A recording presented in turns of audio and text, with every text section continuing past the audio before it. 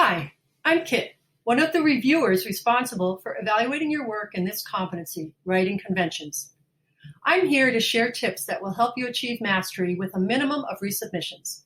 I'll do this by explaining the expectations and sharing what I've learned as I've reviewed projects from many other students.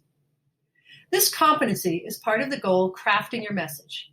Here, you have the opportunity to take a position on an issue and present an argument in support of that position with credible sources, which you find through effective research. This project includes 2 deliverables, a white paper and a presentation.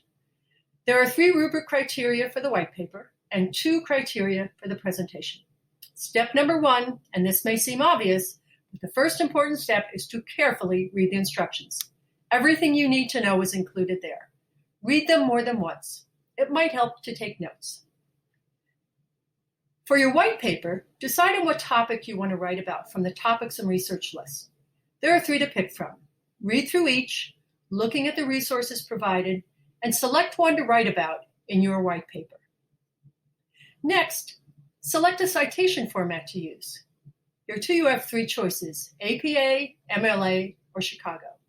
Each describes a format for both in-text and reference citations. Pick one and stick with it using that format to cite at least 3 sources in your paper. Now let's look at the presentation. The instructions asked you to do a few specific tasks, explain the ethical purposes and benefits of citations, and explain the practical purposes, uses, and benefits. It's a good idea to use those words as you describe each purpose. Make it clear what's ethical use and what's practical use. Remember that a presentation is primarily a graphic tool. Think about the people sitting in the back of a room.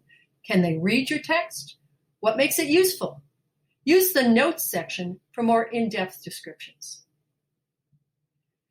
Remember, too, that there are extensive resources included within this competency. Explore what's there as you complete your project. There are many learning resources as well as online student services.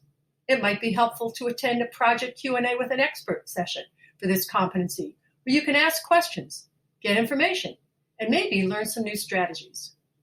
And always, check the checklist before you submit. Can you respond yes to each of these statements? That is exactly the criteria that a reviewer will be looking for. Don't be discouraged if you get a not yet. This is where learning happens. It's an opportunity to learn something new. The feedback will explain what's missing and how to fix it.